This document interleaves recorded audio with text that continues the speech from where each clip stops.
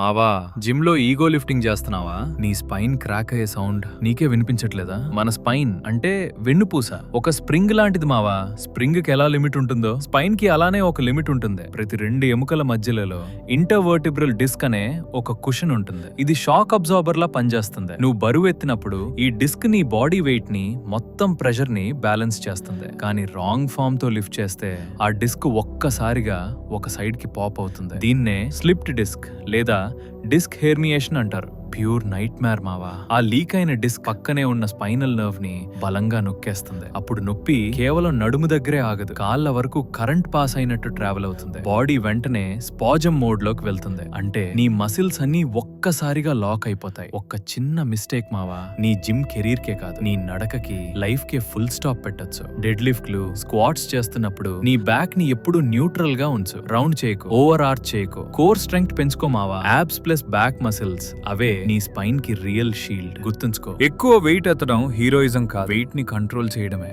True heroism. నీ spine ఒక bridge లాంటిది మావా. ఓవర్లోడ్ చేస్తే కూలిపోవడం పక్కా. ఈగో లిఫ్టింగ్ చేసే నీ జిమ్ ఫ్రెండ్స్ కి ఈ వీడియో తప్పకుండా పంపించు. స్పైన్ సేఫ్ ఉంటే లైఫ్ సేఫ్. ఇంకా ఇలాంటి డార్క్ ఫిట్నెస్ ట్రూత్స్ కోసం సబ్స్క్రైబ్ చేయ మావా.